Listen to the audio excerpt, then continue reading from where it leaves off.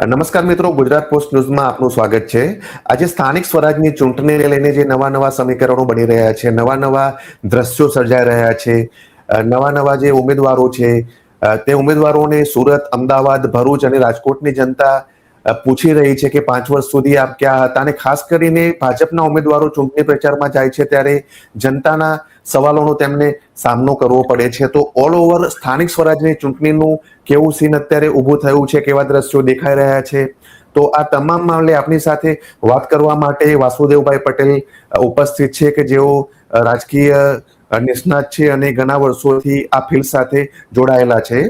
વાસુદેવભાઈ, આપનું ગુજરાત પોસ્ટ ન્યૂઝમાં સ્વાગત છે. જી નમસ્તે. વાસુદેવભાઈ, સ્થાનિક સ્વરાજની ચૂંટણીની અંદર જે અત્યારે હું ખાસ કરીને વાત કરવા માંગુ છું સુરત, અમદાવાદ, રાજકોટ અને ભરૂચની, અને બીજા પણ જે જિલ્લા પંચાયતની ચૂંટણી છે, તાલુકા પંચાયતની ચૂંટણી છે, તે દરેક જગ્યાએ આજે ભાજપના ઉમેદવારોએ જનતાને જવાબ આપવો પડી રહ્યો છે. તો શું આ ચૂંટણીની અંદર પરિવર્તનના કોઈ સંકેતો આપને દેખાઈ રહ્યા છે? એટલે પરિવર્તનના સંકેત છે ને, એ રાજકીય પક્ષનો જે માણસ છે ને એને પહેલા ખબર પડે. એટલે આગોતરી જે ભારતીય જનતા પાર્ટીએ જે ઉમેદવારોને બેસાડી દેવા, ઉમેદવારોને ખરીદી લેવા, બે કામ થાય એમાં, સસ્તામાં પતે અને ચૂંટણી લડવીને આપણે ચૂંટણીનો ખર્ચ પણ ન થાય. એટલે એમને અંદાજ જ હતો કે આ વખતે સ્થાનિક સ્વરાજની ચૂંટણીમાં આપણને ખૂબ વિરોધ સહન કરવો પડશે. એટલે વિરોધ સહન કરવો ઓછો પડે એટલે શું, બિનહરીફ આટલું બધું થાય ને, એટલે એમ થાય કે આ જો બિનહરીફ હજુ લોકો ભાજપ સાથે છે ને ભાજપને મત આપી દેશે ને, એવી એક કલ્પનાને આધારે આ બધું થયું. પણ ઓવરઓલ જે મેસેજ ગયો આમાં, એ મેસેજ છે લોકશાહીની હત્યાનો ગયો. કે લોકશાહીમાં મતદાતાને મત જ આપવા ના મળે એવું કરે જાણી જોઈને, કદાચ થઈ જાય તો જુદી વાત છે.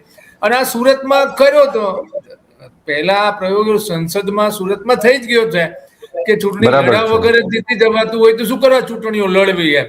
એટલે આ જે પરિસ્થિતિ છે ને, અત્યારે એ જે ધારતા હતા એ પ્રમાણે નીકળ્યું. અત્યારે પ્રજા છે પુષ્કળ પ્રમાણમાં મહાનગરોમાં બધી જગ્યાએ વિરોધ કરી રહી છે. કારણ કે વિકાસ વાતો કરી છે, પણ વાસ્તવમાં લોકોના જે કામ થવા જોઈએ, રોડ, ગટર, પાણી, તો એની જે મુશ્કેલીઓ એને સાંભળવાનું, ચૂંટાયા પછી વિસ્તારમાં જવાનું, આ પ્રમાણમાં બહુ જ ઓછું થયું છે. એટલે જ્યાં જ્યાં સમસ્યાઓ છે ત્યાં લોકો વિરોધ કરે છે, ક્યાંક પડદા મારે છે. એટલે અને જે પ્રમાણે લોકો વિરોધ કરી રહ્યા છે, રોડ ઉપર આવી રહ્યા છે, ઉમેદવાર તો પ્રચાર કરવા આવે, પણ સાધારણ પ્રજા પણ જ્યારે પ્રચાર કરવા આવનાર ભારતીય જનતા પાર્ટીના ઉમેદવારોનો વિરોધ કરે છે. એટલે પ્રમાણમાં મત છે એની ટકાવારી ઘટશે, ઘણા જગ્યાએ ઉમેદવારો પણ હારશે, અને નગરપાલિકા, મહાનગરપાલિકામાં પેનલો પણ તૂટશે એવી સંભાવનાઓ છે. એ લોકોના મિજાજ ઉપરથી દેખાઈ રહી છે કે આ વખતે, અને એમને પણ પેલા અંદાજ આવી ગયેલો જ હતો એવું લાગે છે એમનું પેલા. કારણ કે અત્યાર સુધી શું થતું હતું કે મતદાર યાદીમાં ગડબડ થાય, મતદાન મથક હજુ તો આ બધું બાકી રહ્યું છે, મતદાન મથક ઉપર થપ્પા વગેરે લાગે, આ બધું બહુ સ્વાભાવિક થઈ ગયું હતું. મત ગણતરી વખતે પણ ગડબડો થાય. પણ આ એક નવી વસ્તુ જે છે ઉમેરાણી આ વખતે, કે ઉમેદવારો ખરીદવા. અત્યાર સુધી આટલા બધા બિનહરીફ થયા છે, એટલા માટે કહી શકાય કે ઉમેદવારોના ઓડિયો ક્લિપ્સ પણ વાયરલ થયા છે. વાસુદેવભાઈ, ઘણા બધા કે કોંગ્રેસના ઉમેદવારને ખરીદવાનો પ્રયાસ થયો હોય, આમ આદમી પાર્ટીના ઉમેદવારને ખરીદવાનો પ્રયાસ કર્યો હોય, 25 લાખ, 80 લાખ એવી ઓફરો આપવામાં આવે છે. એટલે આ લોકશાહીની હત્યા તો છે જ વાસુદેવભાઈ. નહીં, લોકશાહીની આમાં શું છે કે સત્તાધારી પક્ષ જે છે એને ફરી સત્તા બનાવવા માટે લોકશાહી રીતે જીતવું નથી, સત્તા જ બનાવવી છે. એટલે લોકશાહીની હત્યા ના કરે તો free fair and fair transparent ચૂંટણી થવી જોઈએ. હવે ચૂંટણી તો એવી ચૂંટણી પંચ કરાવતું નથી. એનું કારણ એવું છે કે ચૂંટણી પંચની નિયુક્તિ જે છે એ તો અહીંના જે સ્થાનિક છે એ તો સેક્રેટરીએટ માણસ હોય છે, એટલે મુખ્યમંત્રીએ જ કરેલી હોય છે. અને એનો પગાર, પેન્શન જે ગણો એ બધું તો સરકાર જે કરવાની હોય, તો એ જ સરકારની પક્ષની ચૂંટણી કરવાની હોય તો શું કરાવી શકે. એટલે તમે જુઓ કે આપણે પાટો બાંધીને બેઠું હોય ને એવું દેખાય. એટલે સરકારી માણસો મૂકેલા હોય એમના, એ લોકો પેલું કેવું છે કે બધું દેખાતું હોય પણ કરતા ના હોય. ને અને તમે ઘણી જુઓ ને જગ્યાએ પોલીસ એલિગેશન્સ પણ થઈ રહ્યા છે. નહીં, તમે જુઓ પોલીસનો ઉપયોગ થઈ રહ્યો છે ફોર્મ પાછા ખેંચાવવામાં. ખુલ્લેઆમ ચર્ચાઓ થઈ રહી છે, ખુલ્લેઆમ વિડીયો અને વિઝ્યુઅલ્સ આવી રહ્યા છે. એટલે તમે સરકારી માણસોનો ઉપયોગ ફોર્મ પાછા ખેંચાવવામાં પણ જો પછી તમને ખબર તો પછી બધાને સમજણ તો પડે જ ને કે મતદાનના દિવસે સરકારી માણસો શું કરતા હશે, કેવી રીતે ચૂંટણીઓ લડાય છે. એટલે હવે આખી જે પ્રક્રિયા જે ડેવલપ થઈ છે એ લોકોનો ચૂંટણી જે થઈ રહી છે પદ્ધતિમાંથી વિશ્વાસ ઉઠી રહ્યો છે કે આ રીતે જો ઉમેદવારો જ નક્કી થવાના હોય ને આવી રીતે જ બેસી જવાના હોય ને આવી રીતે જ ચૂંટાવાના હોય તો આને લોકશાહી કેવી રીતે? ને આપણો અવાજ જે છે 5 વર્ષ સુધી તો આ સાંભળતા નથી, સાંભળવાની એમની ઓલી નથી. એટલે જીતી ગયા તો જીતાવો સિકંદર લોકોના મગજમાં જે ઠસાવાનો પ્રયત્ન થયો છે એ લોકશાહીની હત્યા કો લોકશાહીને માટે ખૂબ જ જેને કહેવાય ને ખરાબ આ બધા પગલા છે કે જેમાં લોકશાહીને જીવતું રહેવું બહુ અઘરું થઈ જાય. વાસુદેવભાઈ, બીજો એક સવાલ હું કરવા માંગુ છું કે જે સુપર સીએમ અત્યારે બધા ગણી રહ્યા છે કે હર્ષ સંઘવી ગુજરાતના સુપર સીએમ છે. આગામી 2027માં પણ ભાજપ તેમને મુખ્યપ્રધાન બનાવે તેવી ચર્ચાઓ જોરશોરથી થઈ રહી છે નાયબ મુખ્યમંત્રી બનાવ્યા પછી. તો એમનો વિસ્તાર છે, એમનું જે જ્યાંથી આવે છે સુરત, તો સુરતમાં અત્યારે જે પાટીદાર વિસ્તારો છે, ધારો કે હું એક ઉદાહરણ આપું છું, અલ્પેશ કથિરિયા ભાજપના પ્રચાર કરવા માટે પાટીદાર વિસ્તારમાં ગયા હતા તો તેમને પબ્લિકનો સામનો કરવો પડ્યો. પબ્લિક ખાસ કરીને પાટીદાર સમાજના જે મહિલાઓ છે, પુરુષો છે, એ લોકોએ કહ્યું કે ભાઈ પાટીદાર આંદોલન એમને યાદ કરાવ્યું કે પાટીદાર આંદોલનમાં માર અમે ખાધો ને તમે નેતા બની ગયા. તો આ બધી વસ્તુ જે છે, અલ્પેશ કથિરિયા છે પાટીદાર સમાજના બીજા કોઈ નેતા છે, તો એ લોકો વોટ માંગવા માટે જાય છે તો વિરોધ થઈ રહ્યો છે. તો આપણે એવું ગણી શકાય કે સુરત જે હર્ષ સંઘવીનું જે સુરત છે અત્યારે CR પાટીલ તો ક્યાંય છે નહીં, સેન્ટ્રલમાં ગયા પછી અત્યારે સંઘવી સર્વે સર્વા છે એવું કહી શકાય સુરતમાં. તો ક્યાંક જો ઓછી સીટો આવશે તો હર્ષ સંઘવીની જે ઇમેજ છે તે પાર્ટીમાં ઓછી થશે એવું કહી શકાય વાસુદેવભાઈ? એટલે આમાં શું છે કે રાજકીય પક્ષનો સિદ્ધાંત જ આવે છે, રાજકીય પક્ષનો કોઈ માણસ નથી હોતો જે ચૂંટણીઓ જીતાડી શકે. આપણે નરેન્દ્રભાઈની જ વાત કરો ને તમે કે નરેન્દ્રભાઈ ચૂંટણીઓ જીતાડી શકે છે એટલે નેતા છે અને ચાલે છે.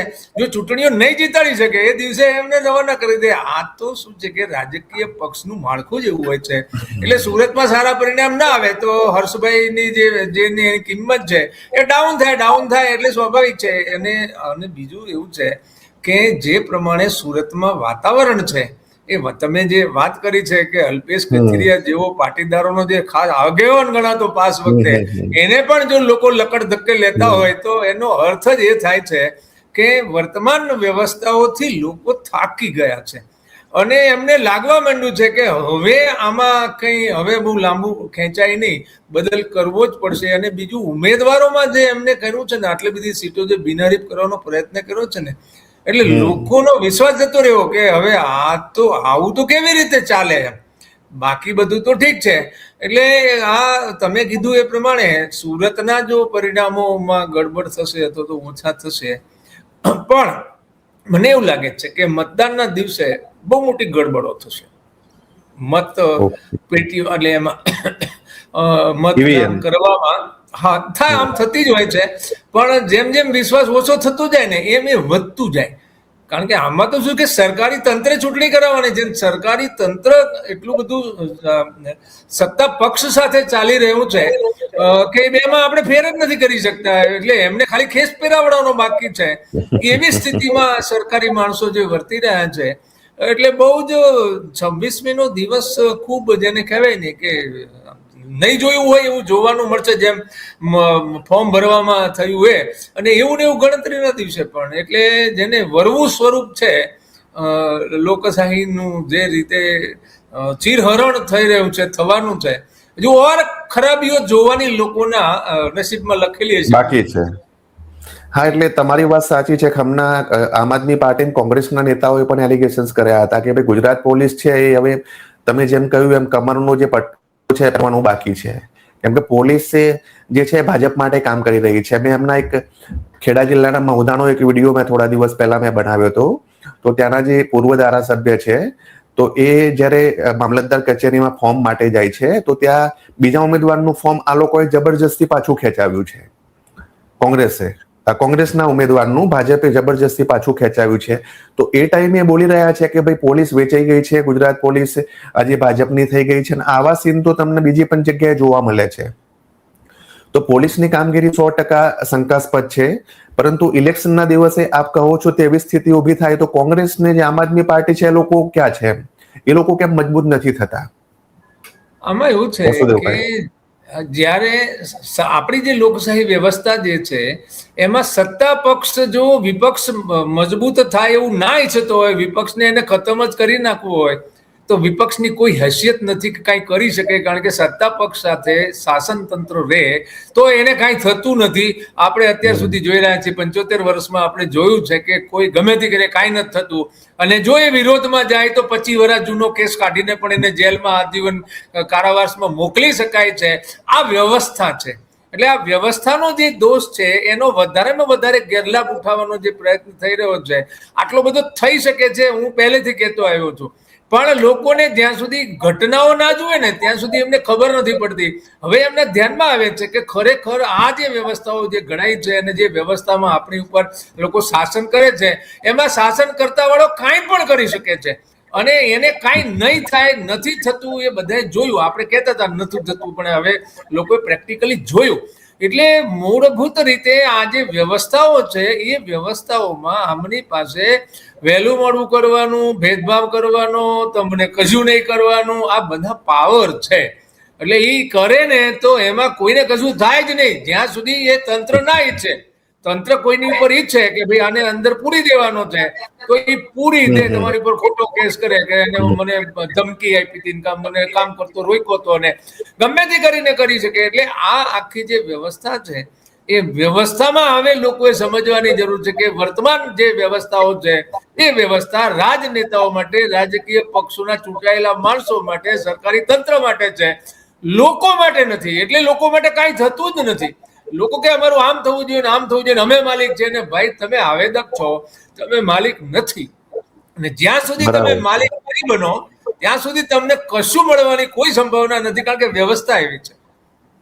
એટલે ઇલેક્શનના ટાઈમે શું છે, કોઈ પણ પોલિટિકલ પાર્ટી જનતાને કોઈ લાલચ આપીને, કોઈ બીજા કોઈ પ્રોમિસ કરીને ફસાવી રહી છે તેવું કહી શકાય. ને પછી 5 વર્ષ સુધી લોકો રડી રહ્યા છે. જેમ કે લાસ્ટ 5 વર્ષ જ્યારે ઇલેક્શન થયું હતું, તો અત્યારે જે કોર્પોરેશનના ઇલેક્શનમાં ખાસ જોવામાં આવી રહ્યું છે કે લોકો, પબ્લિક જે છે ઉમેદવારને પૂછી રહી છે. તો આગામી સમયમાં પણ એ લોકોની હાલત એવી થવાની છે એવું કહી શકાય આપના જે પ્રેડિક્શન પરથી સર.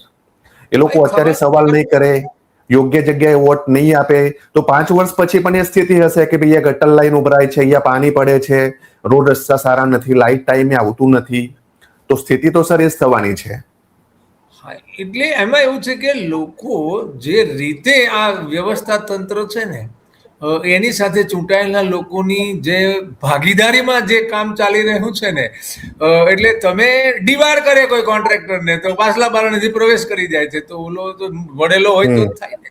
એમ આખી જે સાંઠગાંઠ જે જામી છે એ સાંઠગાંઠ છે. ધારો કે અત્યારે પણ એવો સારા માણસોને ચૂંટશે, બરાબર, તો એ 5 વર્ષ કામ કરશે ને જવાબ આપશે. પણ હવે સારો માણસ ક્યાં? કારણ કે એટલો બધો ચૂંટણી પ્રચાર થાય છે અને મીડિયા, સોશિયલ મીડિયા, એમાં જે પૈસા લાગી રહ્યા છે, જે તાકાત લાગી રહી છે, એટલે લોકો સાચી પરિસ્થિતિ જાણી શકે એવું પણ વાતાવરણ નથી દીધું. એટલે લોકો સુધી આજે સારો માણસ કોણ, ખરાબ કોણ, પારખે કેવી રીતે? તમે મોટા કોર્પોરેશનની તમે વાત લો તો એમાં 70 બૂથ હોય છે, 1 લાખની વસ્તીનું ઓલું વોર્ડ થાય છે. એટલે એ તો ઉમેદવારોને કોઈ ઓળખતા નથી હોતા. ચૂંટ્યા કોર્પોરેટરના નામ તમે પૂછો ને તો 70% 80% એવા છે, ખબર જ નહીં કોણ કોર્પોરેટર છે, કામ નથી થતું એટલી ખબર પડે છે. એટલે આ વ્યવસ્થા જ એવી છે કે વ્યવસ્થામાં એને 5 વર્ષ સુધી, ધારો કે આ વખતે કઈ બદલ, મૂળભૂત રીતે શું છે કે લોકશાહીની તંદુરસ્ત વ્યવસ્થા એ કે કામ જે થાય જેવું થાય, પણ 5-10 વર્ષ એને બદલી નાખવું પડે. તમે બદલો નહીં એટલે કાયમ માટે શું થાય કે એ કાયમ માટે ટેક ઇટ ગ્રાન્ટેડ કરે, અને એની સાંઠગાંઠ તંત્ર સાથે છે. આ 30 વર્ષના શાસનને કારણે આપણને કઈ કોઈ પક્ષનો વિરોધ છે એવું નથી, પણ સત્તા પક્ષ અને વિપક્ષ લોકશાહીમાં બદલાય નહીં ને તો પછી તંત્ર સાથે સાંઠગાંઠ થઈ જાય. અને ખબર છે કે તંત્ર પૈસા ખર્ચવાના હોય છે, એટલે તંત્ર સાથે સાંઠગાંઠ થાય તો જ ભ્રષ્ટાચાર થાય. એકલો ચૂંટાયેલો માણસ એ ભ્રષ્ટાચાર નથી કરી શકતો. એટલે આ આખી જે વ્યવસ્થા છે એમાં લોકોએ 5 વર્ષ હજુ પણ ધારો કે અત્યારે 5-10 સારા લોકો આવશે તો કદાચ નજીવો ફેર પડશે, પણ લોકોએ હવે વ્યવસ્થાઓ બદલવા માટે આવવાની જરૂર છે, કહેવાની જરૂર છે કે વર્તમાન વ્યવસ્થા સરકારી તંત્ર માટે છે, રાજકીય પક્ષો માટે, પાર્ટીઓ માટે છે, અમારા માટે નથી, અમારા આ વ્યવસ્થા નથી જોતી. અને આ વ્યવસ્થા બદલવી હોય ને તો ધારાસભ્યો બદલી વિધાનસભામાં મોકલે ને તો સ્થાનિક સ્વરાજની વ્યવસ્થાઓ બદલી શકે છે, એમાં માલિક થઈ શકે છે. ને કેન્દ્રમાં મોકલે સંસદમાં તો ત્યાં સુધારો થાય ને બંધારણીય, તો અહીંયા પણ એ માલિક થઈ શકે. એટલે માલિક થાય ને તો આ નોકર હોય ને જવાબ આપે. અત્યારથી ઈવડાઈ માલિક છે, આપણે આવેદક છીએ. આવેદક એટલે એક પ્રકાર ગુલામ કહેવાય. તમે અરજી કરો ને તમારું કરવું જ કરે, ના કરવું જ ના કરે, તમે કશું કરી શકો નહીં. આ બંધારણીય વ્યવસ્થામાં આપણી સ્થિતિ છે અને આ સ્થિતિનો આ લોકો ગેરલાભ ઉઠાવે છે કે આપણને જે મળ્યું છે એનો દુરુપયોગ થઈ રહ્યો. આની આ વસ્તુ છે હોય સારા વડાપ્રધાન હોય તો કરી શકે, કારણ કે આ ડિક્ટેટર વ્યવસ્થા છે. ડિક્ટેટર વ્યવસ્થામાં ડિક્ટેટર જો સારો થઈ જાય તો વ્યવસ્થાઓ સારી થઈ જતી હોય છે. એટલે આમાં સારું કરવું સારું કરી શકે, પણ હવે જયારે આખું ભ્રષ્ટ થઈ ગયું છે અને ચૂંટણી તંત્ર જેને નેતા બનાવવાના છે એ તંત્ર જ આખું સરકાર હસ્તક જતું રહ્યું છે ને, એ પરિસ્થિતિ ત્યાં ખરાબ થઈ છે. એટલે એ પરિસ્થિતિમાંથી નીકળવું હોય તો હવે લોકો પાસે જે મોટો વિકલ્પ જે છે તો સારો વિકલ્પ છે એ વ્યવસ્થા બદલવા માટે એને બહાર નીકળવું પડશે. ઓકે સર, એક આ વસ્તુ બાદ એક બીજો પણ સવાલ સર કરવો છે કે કોંગ્રેસ જે વિપક્ષ વર્ષોથી ગુજરાતમાં વિપક્ષ કોંગ્રેસ છે અને કોંગ્રેસ મજબૂત નથી થતી, તેની પાછળના કારણો કદાચ તેના જૂના ઘણા નેતાઓ છે, અત્યારના નેતાઓ છે. તો કોંગ્રેસ માટે આપ શું માનો છો? આ ઇલેક્શનની અંદર કોંગ્રેસનું કહેવું છે કે સારી એવી બેઠકો એ લોકો લઈ આવશે, ગુજરાતમાં પ્રચાર કરી રહ્યા છે, પરંતુ મેં કેટલાક એરિયામાં ધારો કે અમદાવાદનો ચાંદલોડિયા એરિયા છે તેના વિશે મેં થોડીક માહિતી મેળવી તો ત્યાંથી કહેવામાં આવ્યું કે કોંગ્રેસના જે ઉમેદવારો છે તે પ્રચાર માટે એટલું આવતા નથી, નીકળતા નથી. તો કોંગ્રેસે સ્વીકારી લીધું છે કે આ ઇલેક્શનમાં પણ અમારી હાર થવાની છે સર? ના, આમાં શું છે કે પ્રચાર કરવા નીકળવાનું જે થાય ને એ અત્યારે પદ્ધતિ શું છે, ઢોલ નગારું લઈ નીકળે ને 25નું ટોળું નીકળતું હોય ને એ જતા હોય છે. સાધારણ રીતે એવી રીતે નીકળતા હોય છે, કારણ કે 2-5 જણા જાય તો ક્યાંક ટપલી દાવ પણ થઈ જાય એવી પણ સ્થિતિ છે. એટલે અને બીજું એવું છે કે કોંગ્રેસ પક્ષ જે છે એ મને નથી ખબર કે ક્યાં કેટલો કોણ પ્રચાર કરે છે, પણ મૂળભૂત રીતે કોઈ પણ ઉમેદવાર એક વખત ઉભો જ રહી ગયો હોય ને ચૂંટણી લડવા માટે તો એ પ્રચાર ચોક્કસ કરતો હોય છે. એટલે પ્રચાર તો કરતા હશે. વિઝ્યુઅલ્સ ક્યાંક ને ક્યાંક દેખાય છે બહારના, તો મેં જોયા છે કે કોંગ્રેસ પ્રચાર કરી રહી છે. અમદાવાદમાં શું સ્થિતિ છે એ બહુ ખબર નથી મને, એટલે કારણ કે એવા વિઝ્યુઅલ્સ જોવામાં નથી આવ્યા. પણ સ્વાભાવિક છે કે ઉમેદવાર ગમે તે ઉમેદવારી કરે ને તો પ્રચાર કરવા નીકળતો જ હોય. કદાચ એની પાસે માણસો ઓછા હોય, કદાચ સંસાધનો ઓછા હોય તો પ્રમાણમાં ઓછો નાનો પ્રચાર કરી શકે, પણ પ્રચારમાં ના નીકળે એવું બને નહીં. હા સર, ઘણી જગ્યાએ મેં જોયું છે આક્રમકતા ઓછી છે આ લોકોની, જે ભાજપની સામે કોઈ પણ વિપક્ષ છે. આમ આદમી પાર્ટી અત્યારે ગુજરાતમાં લડી રહી છે. આમ આદમી પાર્ટી જે છે સુરતમાં આપ જુઓ, જે સૌરાષ્ટ્રના કેટલાક એરિયા છે ત્યાં આપ જુઓ તો અત્યારે એ લોકો મજબૂત ટક્કર આપી રહ્યા છે. સુરતમાં પોસ્ટર્સ સાથે એ લોકો થોડા દિવસ પહેલા નીકળ્યા હતા અને જે સરકારની જે નીતિઓ છે તેની પોલ ખોલી હતી. તો આમ આદમી પાર્ટીની સમકક્ષ કોંગ્રેસ અત્યારે એટલી મજબૂત નથી દેખાતી સર. બીજો એક મુદ્દો એ કહેવા માંગુ છું કે જે કોંગ્રેસમાં જે જૂથવાદ છે, આજે જિગ્નેશ મેવાણીની રેલી હતી અમદાવાદમાં ગોમતીપુર એરિયાની અંદર, તો ત્યાં ઉમેદવારના પ્રચાર માટે ગયા હતા. તો કોંગ્રેસના જ કેટલાક કાર્યકરો ત્યાં એમને છે કારા વાવટા બતાવ્યા, તેમનો વિરોધ કર્યો, હાય હાય હાયના નારા લગાવ્યા. એટલે કે કોંગ્રેસમાં જૂથવાદ અત્યારે દેખાઈ રહ્યો છે, કોંગ્રેસ એક નથી. બંને વાત તમારી સાચી છે. એનું કારણ એવું છે કે ગુજરાતમાં ભારતીય જનતા પાર્ટી 30 વર્ષથી છે, એની સામે લગભગ એક જ કોંગ્રેસ પાર્ટી વર્ષોથી એની સામે લડી રહી છે, પણ કઈ પરિણામ નથી નીકળતા. એટલે આમ આદમી પાર્ટીનો પ્રવેશ થયો.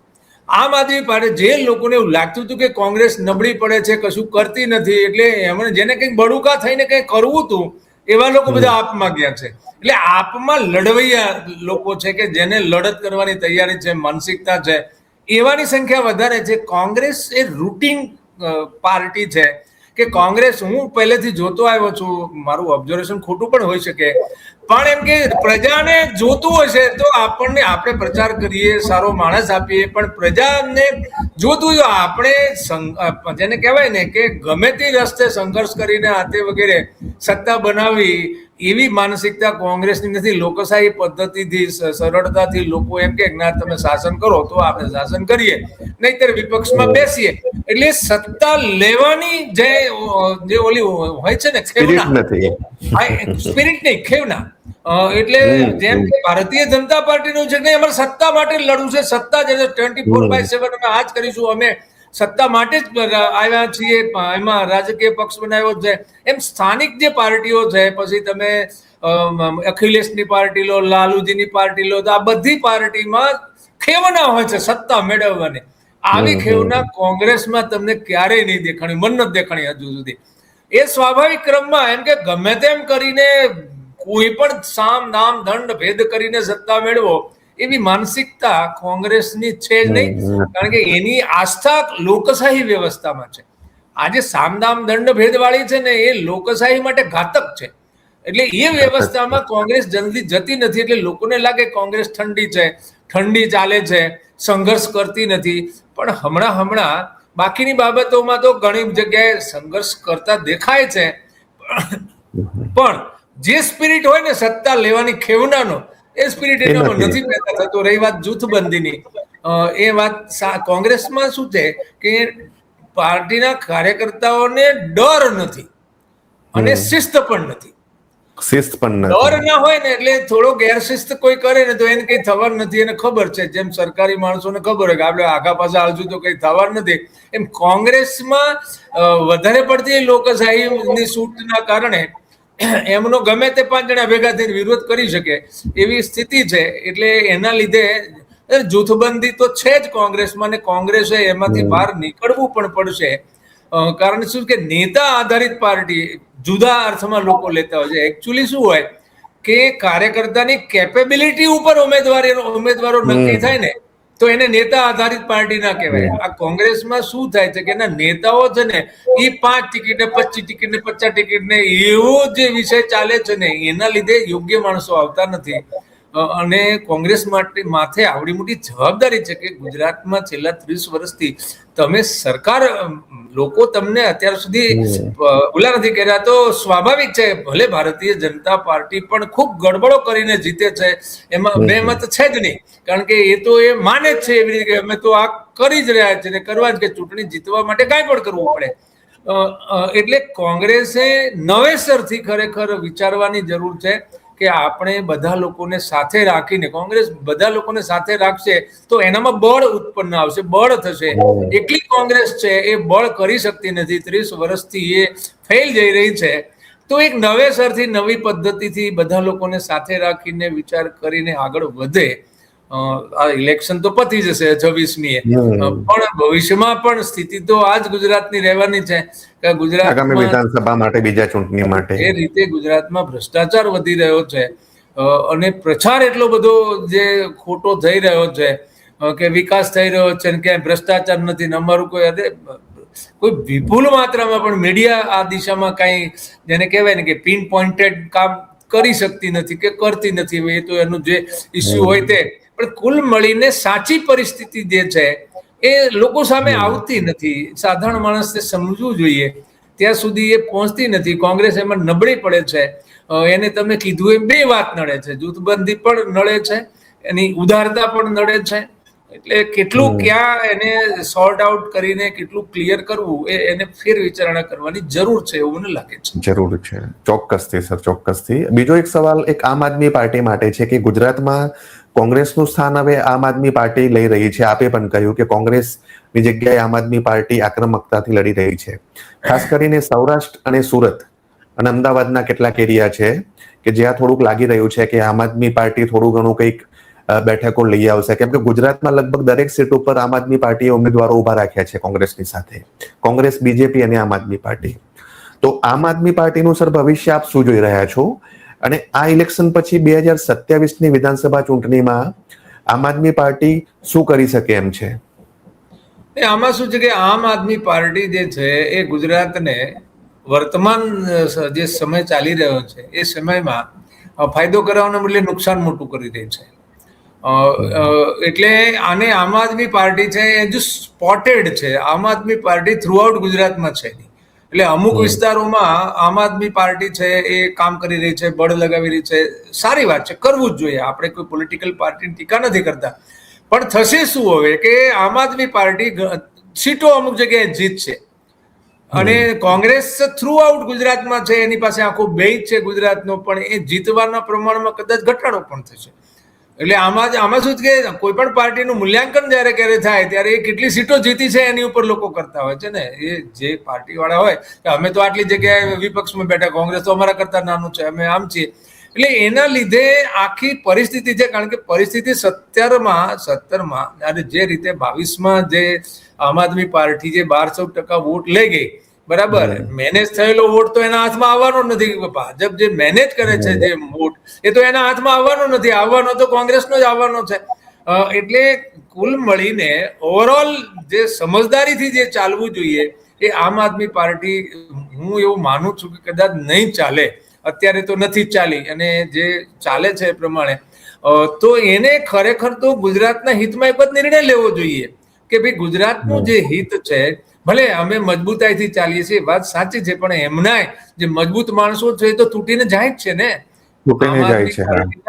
સારા નેતાઓ કહી શકાય એવા લોકો પણ, એટલે એ આમાંથી બાકાત નથી, પણ સંઘર્ષ કરે એવા લોકો જે પાર્ટીમાં છે એના કારણે સંઘર્ષ કરી રહ્યા છે ને. સારી વાત છે, લોકશાહીમાં સંઘર્ષ કરે, વિપક્ષ મજબૂતાઈથી ચાલે, બરાબર છે, પણ ઓવરઓલ જે સમજદારી બતાવવી જોઈએ એ તો એમને પણ બતાવવી પડશે. કોંગ્રેસે પણ સમજવાની જરૂર છે. પણ થાય છે શું આમાં કે સંસાધનો એટલા બધા ભારતીય જનતા પાર્ટી પાસે વધારે છે અને એમાં તંત્ર એમની સાથે જે જોડાયેલું છે એને કારણે ક્યાંક ને ક્યાંક મજબૂતાઈ આવવાની જે થતી હોય ને, એ મજબૂતાઈને અહીંયાથી તોડી પાડે છે. રાજુ, આ જે કરપડા જે છે, તમે કરપડાનું ઉદાહરણ લો તો જ્યાં મજબૂત થવાની સંભાવના હતી તો કરપડાને ઠંડો કરીને પાર્ટીમાં લઈ દો, ટિકિટ આપી દીધી. એટલે આ જે પરિસ્થિતિ જે સર્જાય છે એ પરિસ્થિતિના કારણે મને એવું લાગે છે કે સમજદારી આવતી ચૂંટણીમાં એમને પણ બતાવવી પડશે. સીટો આવશે, જીતશે, કોંગ્રેસ પણ ઘણી જગ્યાએ જીતશે. કારણ કે આ વખતે જેને કહેવાય ને કે આઉટરાઇટ બધું નીકળશે એવું નથી દેખાતું. પછી તો કેટલું મેનેજ થાય છે. ઇલેક્શન તો મેનેજમેન્ટથી ચાલે છે ને. ઇલેક્શન પ્રજામતથી નથી ચાલતું. કેટલું મત મેનેજ કરી શકાય છે, આ બધા ઘણા બધા ફેક્ટર્સ છે. હવે સાદું સીધું ઇલેક્શન છે નહીં, એટલે ગણિત પણ સાદું સીધું નથી. એટલે અમારા જેવાને પણ સમજવામાં અથવા તો વાત કરવામાં મુશ્કેલીઓ પડે છે કે ખરેખર એમાંથી શું નીકળશે. કારણ કે ક્યાં કેટલું મેનેજ થયું શું ખબર પડે કે સંસાધનોથી, પૈસાથી મેનેજ. સંસાધન આપણે જે સર વાત કરીએ એમાં રાજુ કરપડાની સામે પોલીસ કેસ થયેલા છે ભૂતકાળમાં, એમને સજા પડવાની હતી એવું આમ આદમી પાર્ટીના જે ગોપાલ ઇટાલિયા છે, બીજા નેતાઓ કહેતા હતા.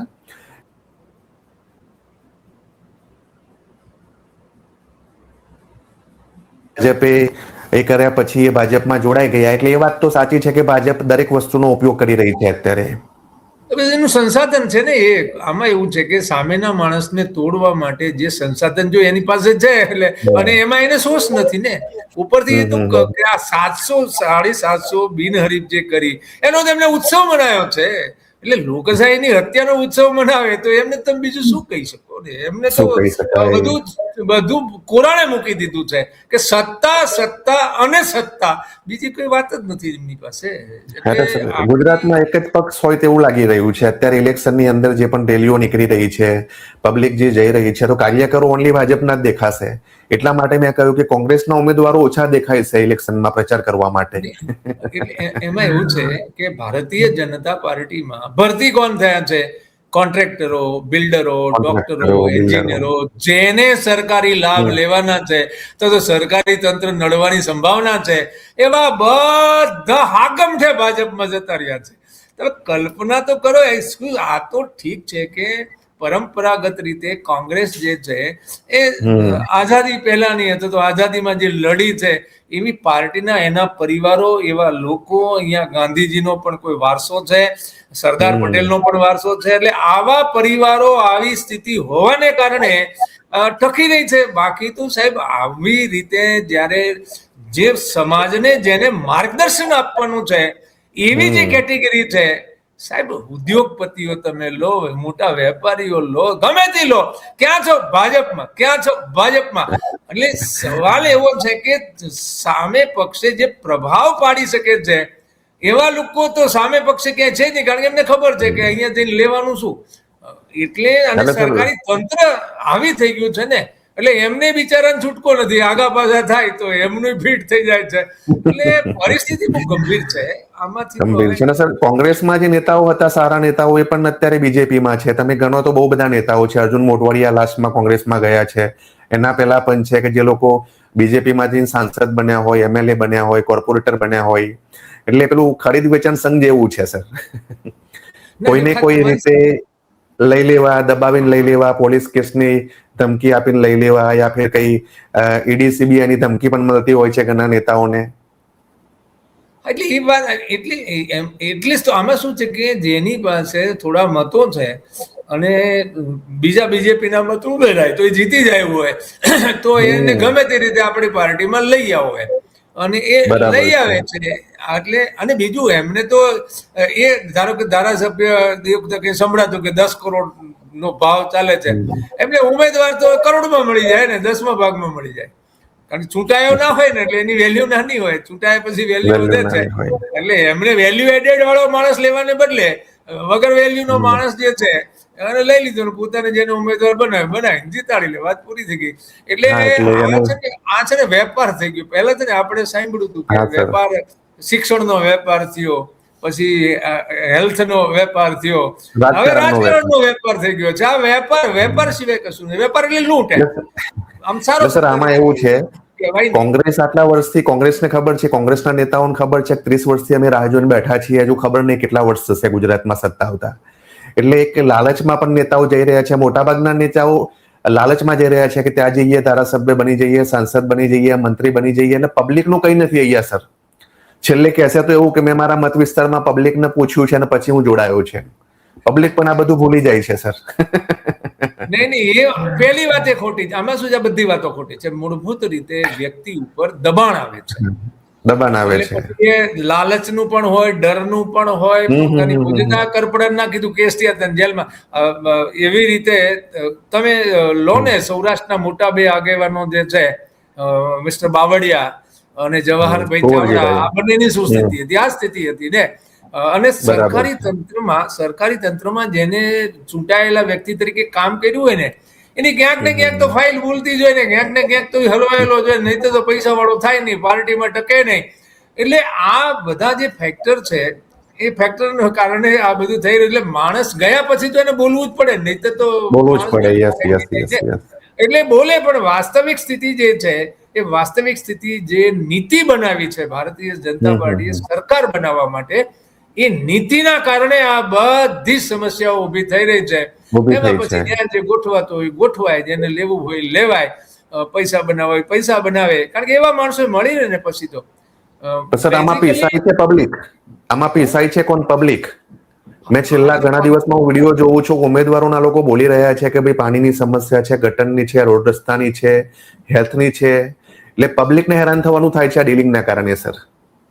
એટલે પબ્લિક હેરાન એટલા માટે થાય છે કે પબ્લિકને જે એજ્યુકેટ કરવી જોઈએ ને 70-75 વર્ષમાં, એ આ લોકોએ એને એજ્યુકેટ કરી જ નથી.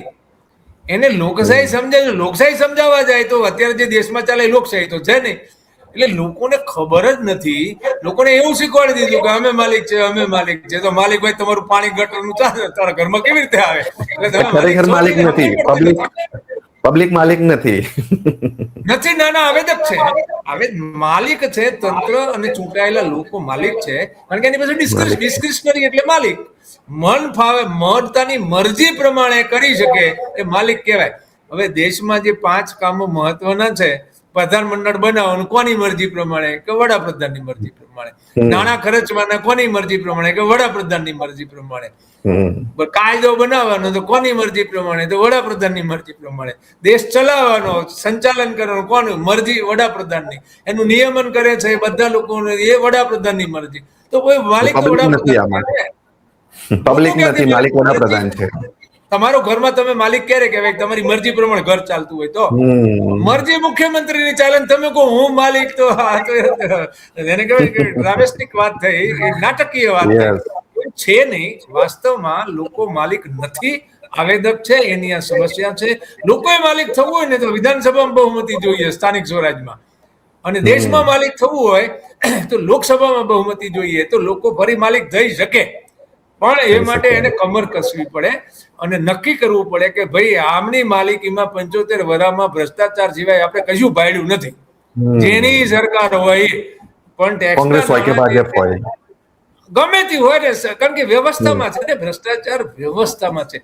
સારો એવો માણસ તો એટલો મજબૂત ક્યારે આવે કે આખા દેશનો, ધારે કે એક વખત કેશુભાઈએ 6 મહિના ગુજરાત એવી રીતે ચલાવ્યું હતું, તો 6 મહિના બિચારાને જવું પડ્યું. કારણ કે બાકીના બધા ભ્રષ્ટાચારીઓને મુખ્યમંત્રી ધારે તો રોકી શકે, આજે પણ વડાપ્રધાન ધારે તો આ વ્યવસ્થાઓ પણ બદલી શકે એમ છે, દેશના લોકોને માલિક બનાવી શકે એમ છે. પણ પોતાને જ મોજ કરવી હોય તો પછી શું કરવા બદલે? જે પ્રમાણે ગોઠવાયું છે એમાં જેને મળ્યું છે એ તો પોતે આપે નહીં ને. એટલે લોકોએ ફરી એવા લોકોને મોકલવા પડે કે જે એને માલિક બનાવે. આવી પરિસ્થિતિ પેદા થાય અને લોકોએ આ પ્રમાણે હવે જાગવું જ પડશે. એમને ખબર પડી ગઈ છે કે આપણું જ કંઈ ચાલતું જ નથી. અને એક વખત ચૂંટી દીધા પછી તો 5 વર્ષ કોઈ પૂછવા જ નથી આવતું. પહેલા નથી આવતું.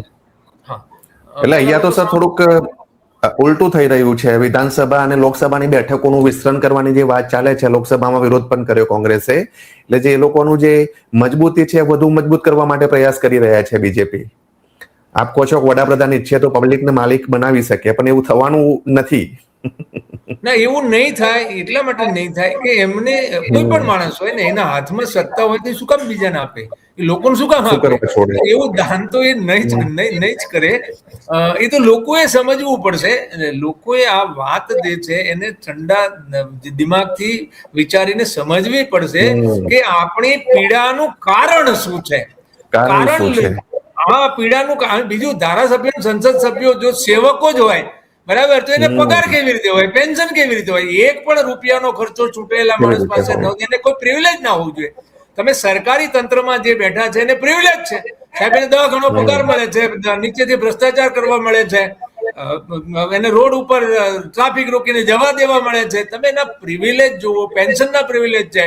આ બધું સરકારી માણસોને શું કરવા? સામાન્ય માણસને મળતું નથી, બધું એને મળે છે. તો કઈ થોડો જ છાપ લાયો છે. એટલે હવે લોકોએ સમજવાની જરૂર છે કે કોઈ પણ માણસને, સરકારી માણસ હોય અથવા તો ચૂંટાયેલો માણસ હોય, એને કોઈ પ્રિવિલેજ ના હોય. ચૂંટાયેલાને પગાર પેન્શન જેનું હોય, આ મૂળ મુદ્દા સાથે લોકો એને એવી વ્યવસ્થા લાવો કે એમાં ચૂંટાયેલા માણસને તમારે કઈ દેવું જ ના પડે, ખાલી ભથ્થું મળે. તો આવી વ્યવસ્થા થઈ શકે એમ છે. આ વ્યવસ્થા ઓન પેપર બની પણ ગઈ છે અને એનો લોકો ધારે તો અમલ કરાવી શકે છે. પણ આ તો એવી વાત થઈ કે જ્યાં સુધી દેશમાં જનક્રાંતિ ના થાય ત્યાં સુધી સ્થિતિ આ જ રહેવાની છે, જે ગુજરાતમાં 30 વર્ષથી છે. હા, એટલે આમાં શું છે કે સ્થિતિ એવી છે. દુનિયાના બીજા દેશોમાં છે ને લોહિયાળ ક્રાંતિ થાય. ભારતમાં લોહિયાળ ક્રાંતિની સંભાવના ઓછી છે. ભારતમાં છે ને સંક્રાંતિ થાય. એટલે ઠંડા કલેજે પૂરું થઈ જાય. અત્યાર સુધીમાં સત્તાઓ 2-3 વખત લોકોએ પતાવી છે. બદલાઈ જાય, દુશ્મનો ઠંડા કલેજે સાઈડમાં કરી દેવામાં આવે. હા, એ પતિ જાય પછી નવું શું, એને માટે લોકોએ વિચાર કર્યો નથી. એટલે હવે લોકોએ જયારે આમાં બદલ કરવાનો થાય, સત્તામાં પરિવર્તન કરવાનું થાય, એ પેલા નક્કી કરી દેવું, ભાઈ તું આવીશ તો તારે આ વ્યવસ્થા કરવી પડશે, બોલ, તો તને મત આપીને મોકલીએ. એટલે એના પછી શું, એનો જવાબ સાથે જો પરિવર્તન થાય તો પરિવર્તન આવે. વ્યવસ્થાની ખામી છે આમાં, મોટી ખામી ખાટલે ખોટ વ્યવસ્થાની છે. આપણા દેશની વ્યવસ્થાઓ જે છે, બંધારણમાં જે આપી છે, સાહેબ તલાટી ભૂલ કરે છે, 7-12 ગડબડ કરે, તમારો 2 નામ અંદર નાખી દે નવા, અને એ તમારે સુધરાવા તાલુકે જવું પડે તો તમારે 1 લાખ, 2 લાખ, 5 લાખ દેવા પડે છે. અને એ સુધરી જાય પછી શું, તલાટી તો કઈ થતું જ નથી. અરે એવો કાયદો હોય કોઈ જોયે તો, ગડબડ તલાટી કરે છે, ભૂલ તલાટી કરે છે, અને એને સજા નહીં, મારા દીકરાને હમણાં છૂટી જાય અને ઓલો ભોગવે. આ વ્યવસ્થા બદલવાની જરૂર છે. આ તલાટીને જે દિવસે સજા થવાનું ચાલુ થાય, પછી તલાટી થોડો હાથ બારમાં ભૂલ કરવાનો હતો. જમીન માપણી વાળો પરેશાન જનતા થાય છે. હા, જમીન માપણી વાળો લાખો કરોડ લઈ ગયો, બરાબર, હજારો લાખ, એને કહેવાય હજારો કરોડ લઈ ગયો જમીન માપણી કરીને. લાખો ભૂલો મૂકીને ગયો છે, સુધરાવનાર પૈસા ભરે છે, ન સરકારી માણસ ચેકિંગ કર્યું એને કઈ થાય છે, ના ઓલાને થાય છે. તો આવો થોડો કાયદો હોય કે ખોટું કરીને જતું રહ્યું કઈ નહીં ને બીજા ભોગવે. એટલે આ આખી પરિસ્થિતિ જે છે એ પરિસ્થિતિ વ્યવસ્થાની પરિસ્થિતિ છે ને એ સુધરે એને માટે લોકોએ બહાર આવવાની જરૂર છે. એટલે સર પબ્લિકને જો માલિક બનવું હશે તો બહાર આવવું પડશે, યોગ્ય ઉમેદવારને વોટ આપવો પડશે. પહેલા શોધવા પડશે, યોગ્ય ઉમેદવાર શોધવા પડશે, કારણ કે યોગ્ય ઉમેદવાર સામે ચાલીને નહીં આવે. મતદાતાઓ ભેગા થઈને એમ કહેશે કે અમે તને મત દઈશું, હટ થા ઉભો, અમારે પૈસા નથી જોતા ને. તો આમાં શું, આજે પણ ગુજરાતમાં નજર કરીએ ને તો એવા હજારો લોકો છે કે જેને સારું કરવું છે, કરવાની કેપેબિલિટી છે, પણ મતદાતાઓ છે વેચાયેલા છે, અથવા તો ક્યાંક ને ક્યાંક ખરીદાયેલા છે, ક્યાંક ને ક્યાંક લાલચમાં છે, ડરમાં છે. એ મતદાતા ભેગા થઈને બહાર નીકળીને કે ભાઈ અમારા વતી તારે જવાનું છે, અમે પ્રચાર મત આપશું તને, પ્રચાર તો અમારા જ મત છે, તમારે પ્રચાર કરવાની ક્યાં જરૂર છે? કારણ કે જેનો મત છે જ ઉમેદવાર નક્કી કરે, એટલે એને તો ખર્ચો નથી ને, 0 બજેટની ઇલેક્શન છે. અને તને મોકલીએ તારે અમારો આટલો કાયદો કરી દેવાનો કે અમને સ્થાનિક સ્વરાજની સંસ્થામાં અમને માલિક બનાવવાના, અને જે ચૂંટાયેલા નિમાયેલા લોકો છે એ સેવક બની જાય. તો એવું લોકોએ મતદાતાઓએ કહેવું પડશે, લોકોના કહેવાથી નહીં થાય. મતદાતા છે ને એ જ ખરી તાકાત છે. મતદાતા ભેગા થાય ને તો જ ડરે. આજે કોઈ પણ રાજકીય પક્ષનો માણસ ક્યારે ડરે? ભાજપ ક્યારે ડરે? ત્યારે ડરે કે હવે હારવાની સંભાવના છે, કારણ કે ડરે છે, મતથી ડરે છે. એટલે મતદાતાને ખરીદે છે, અથવા તો ક્યાંક ને ક્યાંક ગુમરાહ કરે છે, અથવા તો પછી જેને મત મળી ગયા છે એવાને ખરીદે છે, અથવા તો પછી ચૂંટણી થવા જ નથી દેતા. પણ મૂળભૂત રીતે મતદાતા છે એની પાસે કેપેબિલિટી છે, અને એની કેપેબિલિટીનો ઉપયોગ ઉમેદવાર શોધવામાં કરે અને પછી એને ચૂંટીને મોકલી આપે, તો આ બધું સમસ્યાનું નિવારણ થઈ જાય. એટલે સાચો પાવર સર મતદાતાની પાસે છે. સર એક અંતિમ સવાલ છે કે ગુજરાતમાં સ્થાનિક સ્વરાજની ચૂંટણીમાં આપ જે ગામડાઓ છે, સિટી છે મોટા, તો ત્યાંની જનતા જે વોટર્સ છે એમને આપ શું કહેવા માંગો છો? મતદાતાઓ માટે સંદેશ એ છે કે તમે ઉમેદવાર જે છે એ ઉમેદવારને ઓળખી અને તમારા ઉપયોગમાં આવવાનું હોય, અને એમ કહેતો હોય કે હું ભ્રષ્ટાચાર કરીશ નહીં અને મારું જ્યાં સુધી ચાલશે ત્યાં સુધી કરવા નહીં દઉં, તો એને તમે મત આપજો. નોટાની એક વાત ચાલે છે, યોગ્ય નથી. 2 વાત ચાલે છે નોટા માટે, કે અમે વિરોધ કરીએ છીએ ને નોટામાં મત નાખશો, એ વિરોધ બરાબર નથી. તમે વિપક્ષને આપો તો એકારે 2 મતનો ફાયદો થાય. અને જ્યાં એક જ ઉમેદવાર બચી ગયો છે ત્યાં ખરેખર ચૂંટણી થવી જોઈએ, અને નોટા અને ઉમેદવાર એમાં નોટાના મત વધે તો એમાં રીઇલેક્શન અથવા તો 5 વર્ષ ખાલી રહે મૂકવામાં આવે. તો આ 2 છે, એટલે લોકોએ આ 3 માંગણી કરવાની જરૂર છે કે નોટાનો ઉપયોગ છે સામાન્ય સંજોગોમાં કરશો નહીં. એક જ ઉમેદવાર સામે નોટાનો ઉપયોગ કરવાનો થાય તો તમે કરજો. અને જે માણસ એમ કે પ્રતિજ્ઞા પત્ર લઈને કે હું ભ્રષ્ટાચાર કરીશ નહીં, કરવા દઈશ નહીં, એવો તમને વિશ્વાસ પડતો હોય એને તમે મત આપજો, તો ભવિષ્યમાં તમારું ભલું થશે. બરાબર છે. તો મિત્રો, વાસુદેવભાઈની જે વાતો છે બધી વાતો સાચી છે, અને પબ્લિક એટલા માટે વિચારવાની જરૂર છે કે અત્યારે તમે સારા ઉમેદવારને વોટ આપશો, સારા ઉમેદવાર ચૂંટીને લાવશો તો આગામી 5 વર્ષ તમારા સારા જશે. કારણ કે એક વોટનું મહત્વ પબ્લિક સમજતી નથી, એટલા માટે આ બધી સમસ્યા છે. જો પરિવર્તન તમે ઈચ્છતા હોય, તમારા એરિયાઝમાં આ પ્રોબ્લેમ્સ ના આવે, ગટરો ના ઉભરાય, પાણીની વ્યવસ્થા સારી હોય, રોડ રસ્તા સારા હોય, એજ્યુકેશન સારું મળે, હેલ્થ સારું મળે, તો આ તમામ મુદ્દાઓ જો તમે ઈચ્છતા હોય કે આગામી 5 વર્ષ તમારા એરિયાના સારા જાય, તો તમે પણ વિચારો અને પછી વોટ આપવા જાઓ કે તમારા માટે યોગ્ય ઉમેદવાર કોણ છે. અમારી પણ અપીલ છે કે સારા ઉમેદવારને વોટ આપો અને વોટ ચોક્કસથી આપો. વાસુદેવભાઈ, આપણે સ્ટુડિયોમાં આવવા માટે આપનો ખૂબ ખૂબ આભાર.